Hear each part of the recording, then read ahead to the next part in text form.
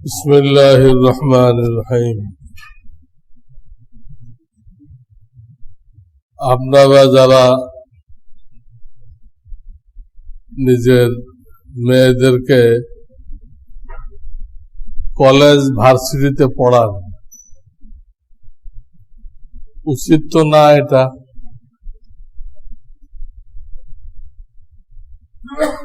ছেলেদের যে সিলেবাস, মেয়েদের সে সিলেবাস। এই সিলেবাসে এত বেশি শিক্ষিতা করা এটা বেকার। এতে মেয়েদের দাম কমে যায়। ওই আয়াত দ্বারা প্রমাণিত, আল মুহসানাতিল গাফিলাতিল মুমিনাত, মুমিন মেয়েরা সাদা সিধা থাকবে, অত প্যাসপোজ বুঝবে না। তা আপনি ব্যারিস্টার বানাই দিচ্ছেন, তো প্যাসপোজ বুঝবে না, তো প্যাসপোজের রাজা হয়ে গেল।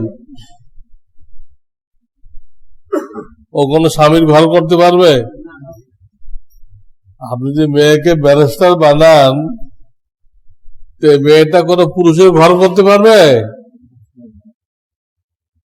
পুরুষের ঘর করতে হবে, ও ব্যারিস্টার।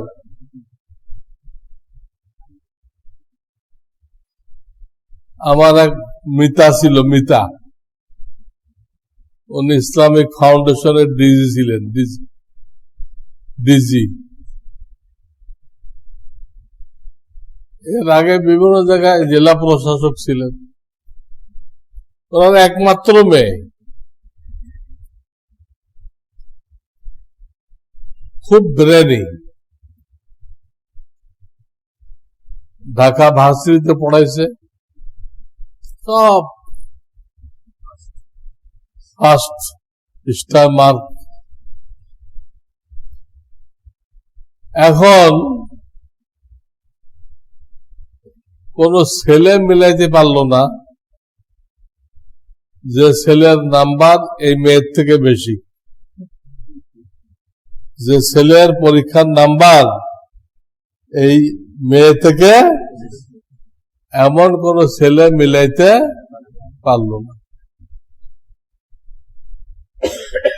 উনি দুনিয়ার থেকে চলে গেছেন। মেয়ে ভার্সিটির শিক্ষিকা, অধ্যাপক, অধ্যাপিকা, কিন্তু বিয়ে তো হয়নি। বেশি শিক্ষা দেওয়ার কারণে তার আর কোনো জামাই পাওয়া গেল না। মেয়েটা আজীবন অশিক্ষিতা, কি করতে দিই, অবিবাহিতা। অবিবাহিতা কত বড় এক তো কাজটা গুনাহ ছিল, সেই গুনার কারণে মেয়েটার জীবন নষ্ট হয়ে গেল। আপনারা যারা পড়ান তারা বোঝায় শোনায় ফেরাই নিয়ে আসেন, আর দরকার নেই। মেয়েদের 5-6 পর্যন্ত পড়াইলেই যথেষ্ট, পণ্ডিত বানানোর দরকার নেই। কোরআন হাদিস শেখাই দেন, মসলা মাসাল শেখাই দেন, এই যথেষ্ট। কলেজ ভার্সিটিতে পড়াইবেন আর মনে করবেন আমার মেয়ে ফেরেশতা, আমার মেয়ে কি বোরকা পরে যায়, সব ফালতু, সব ফালতু। আমাদের পাশের মহল্লায় এক ঘটনা ঘটছে, আশ্চর্য হয়ে যাবেন, হতভম্ব হয়ে যাবেন। আমাদের পাশের মহল্লায়, আমি মোহাম্মদপুর যেখানে থাকি, এরকম ভার্সিটির একটা মেয়ের বিবাহ ঠিক হয়েছে, দিন তারিখও ঠিক হয়ে গেছে, তারিখও ঠিক। এর 2-1 দিন আগে তার এক প্রেমিক, ওই মেয়ের প্রেমিক, অনেকগুলো ছবি মেয়ের বাপের কাছে পাঠিয়ে দিছে। দেখাইছে ওই ছেলের সাথে এই মেয়ের দৈহিক কি কি সম্পর্ক হয়েছে, সব ওখানে আছে। এই প্রেমিকের সাথে দৈহিক কি কি সম্পর্ক হয়েছে, কোন সম্পর্ক বাকি নেই, সব সম্পর্ক হয়েছে। এটা তার বাপের কাছে পাঠিয়ে দিচ্ছে। বাপ তো মেয়েকে ফেরেশতা মনে করতেছে, আর দেখে ছবি ছবি তো আর মিথ্যা বলবে না। এর সাথেই বাপ বেহুশ হয়ে গেছে। এই খবর ছড়াই গেছে, আর ওই ছেলে আর এই মেয়েকে বিবাহ করে নাই। যে ছেলের সাথে ঠিক হয়েছিল সে আর বিবাহ করে নাই। এটা কি করবে? সেকেন্ড হ্যান্ড এটা কে নিবে? সবকিছুকে সেকেন্ড হ্যান্ড চলে? হ্যাঁ,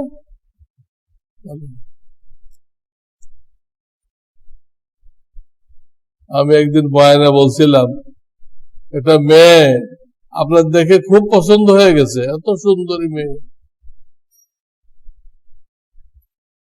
পরে জানতে পারলেন যে ও যে দাঁত একটাও অরিজিনাল না, সব আর্টিফিশিয়াল। দাঁত নষ্ট হয়ে গেছে, তো বাজাই করছে একদম মুক্তার মতো দাঁত, কিন্তু একটাও অরিজিনাল না। এটা পুরা দাঁত খুলে রাখা যায়। আপনি কুমারী মেয়ে বিয়ে করে আনলেন, দাঁত একটাও নেই, কে বিয়ে করবে?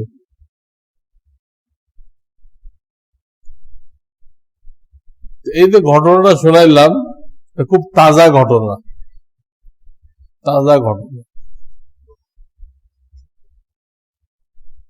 খুব তাজা ঘটনা। তো মনে করেন না ওই একটাই ঘটনা শেষ। ম্যাক্সিমাম মেয়েদের এই হালাত। আল্লাহ হেফাজত করুক। কেন এই ফালতু পড়াইতে গেছেন? ব্রিটিশরা ওই সিলেবাসটা বানাইছে পুরুষদের জন্য, ওটা মেয়েরাও পড়তেছে। আরে মেয়েরা ওটা পড়ে কি করবে? মেয়েদের জন্য পড়তে হবে গার্হস্থলী কলেজে, যেখানে পাকশাক শেখায়, আচার বানানো শেখায়, পিঠা বানানো শেখায়, ওখানে পড়বে। সে পাইলট হয়ে কি করবে?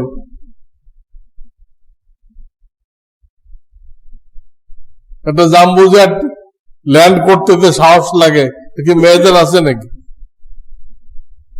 জাম্বুজেট উড়াইতে আর ল্যান্ড করতে বুকের পাটা লাগে, ওই কলেজা তো তাদেরকে দেয় নাই আল্লাহ। জবরদস্তি দিবেন, অ্যাক্সিডেন্ট করবে। এই জন্য এগুলো গলত লাইন। দিনই শিক্ষা দেন, ব্রিটিশেরটা শিখায়েন না। এগুলো আর মানুষ থাকবে না, চরিত্র নষ্ট, একদম নষ্ট হয়ে যাবে। আর এতে গজব ডেকে আনবে। আল্লাহ রক্ষা করুক।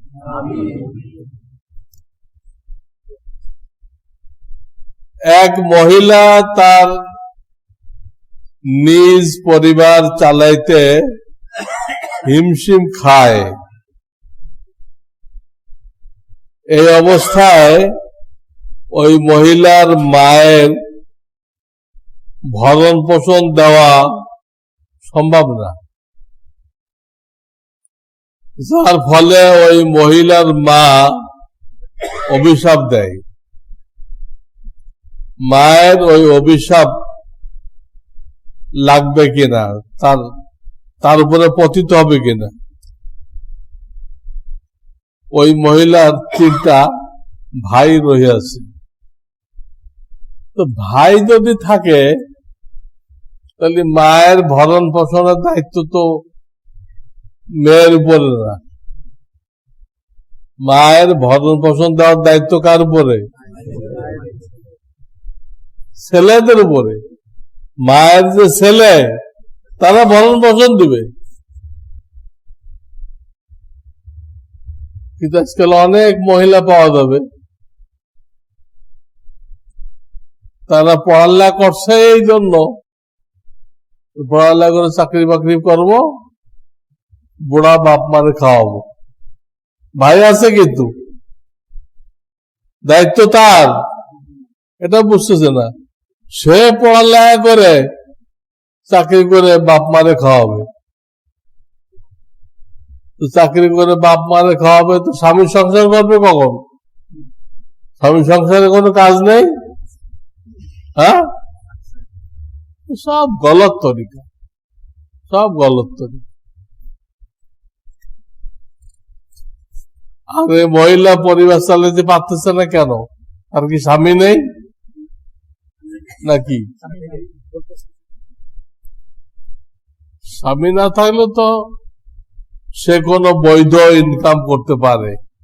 ঘরের মধ্যে থেকে তো কত কিছু করা যায়। সুন্দর সুন্দর জামা বানাইলো মেয়েদের, ওগুলো একজনে বিক্রি করতে দিল। হাঁস মুরগি পালতে পারে, মেয়েদেরকে পড়াইতে পারে। ঘরের মধ্যে থেকে যদি মহিলারা কিছু হালাল রোজগার করে, সেটা শরিয়াতে নিষেধ না, শরিয়াতে নিষেধ না।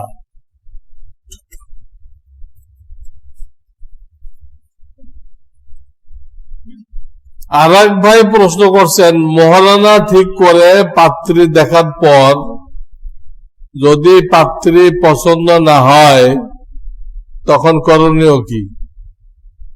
বিয়ে করবে না। মহারানা ঠিক করছে, দেয় তো নাই। তারপর যখন মেয়ে দেখতে গেছে, মেয়ে তার কি হয় নাই, পছন্দ হয় নাই, তো বিয়ে করবে না।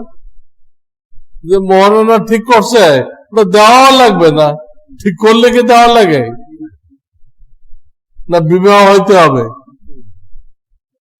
বিবাহ হওয়ার পরে না পাবে, তো বিবাহ তো হয় নাই।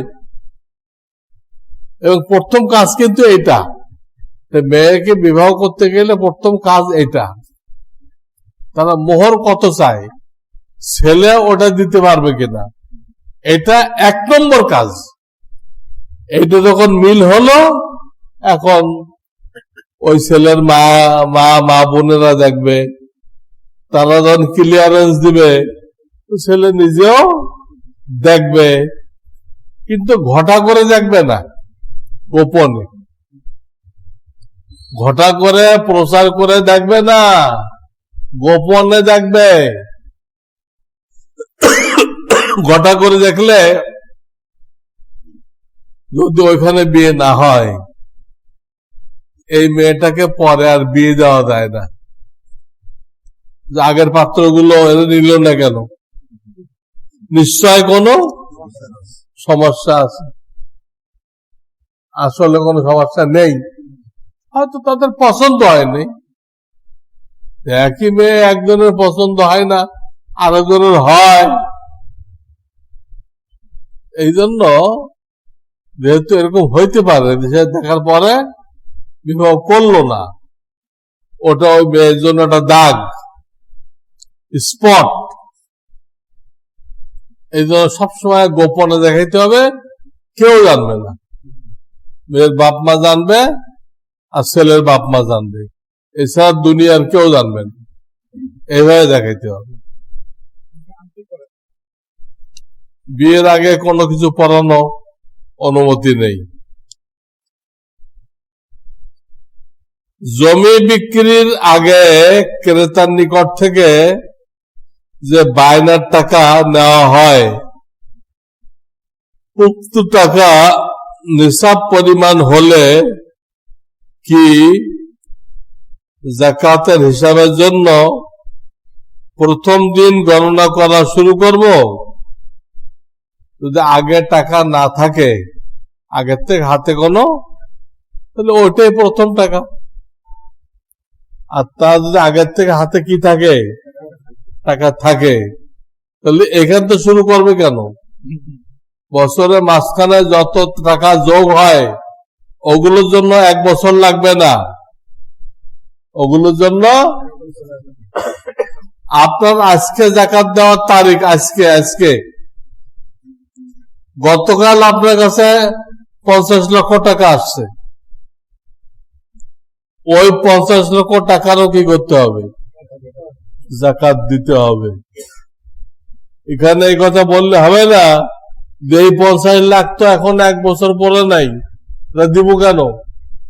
আর 1 বছর পড়তে হয় মূল নিসাব যেটা ওটার, আর বছরের মাঝখানে যত টাকা জমা হয় ওটার কোনো বছর পুরার শর্ত নেই। ক্লিয়ার বুঝে রাখেন। মাঝখানে যত টাকা আসবে ওর বছর পুরা লাগবে না। বর্তমানে আদনান তোহা নামের এক বক্তা ইহুদিদের ফিলিস্তিনে একত্রে জড়ো হওয়া প্রসঙ্গে বলেন, তারা জড়ো হচ্ছে আর আমাদের ওলামায়ে কেরাম ঘুমাচ্ছে। এই কথা শুনে আমার খারাপ লাগলো, ওনার ব্যাপারে জানতে চাই। এখন এই লোকটাতে কে এটা আমি এখনো জানতে পারি নাই। এই আদনান তোহা কে? ওলামারা ঘুমাইতেছে কোথায়? ওলামারা তো সবসময় যেখানে বিশ্বের মধ্যে মুসলমানরা মজলুম হইতেছে ওলামারা প্রতিবাদ করতেছে,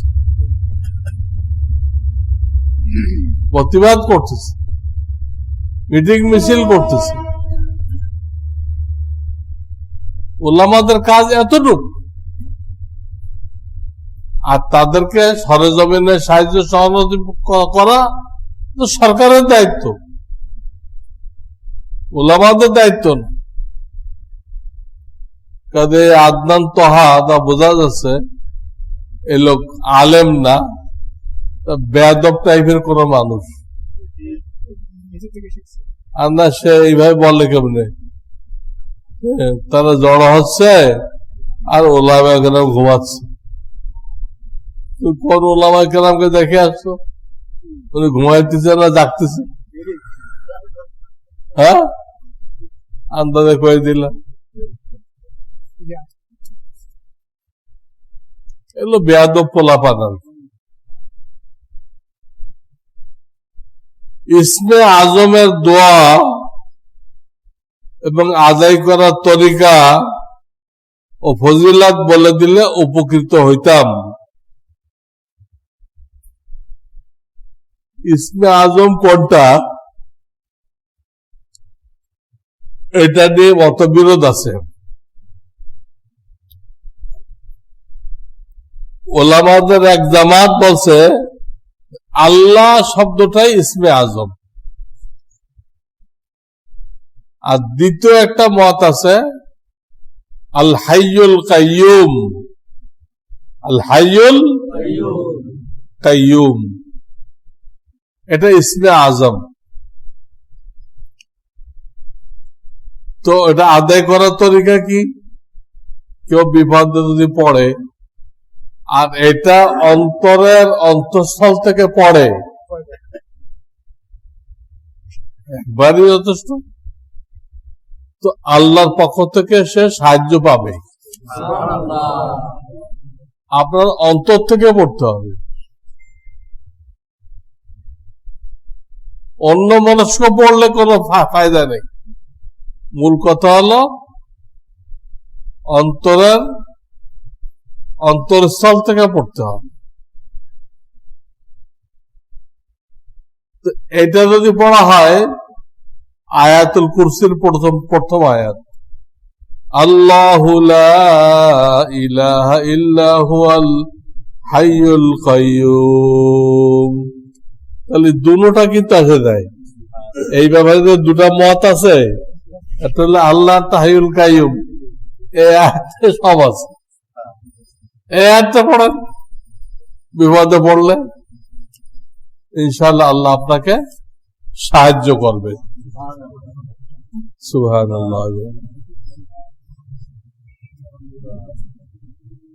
মুহাম্মাদিন নবী ربنا لا تزغ وهب لنا من لدنك رب ارحمهم سبحان ربك رب العزة والسلام على المرسلين الحمد لله رب العالمين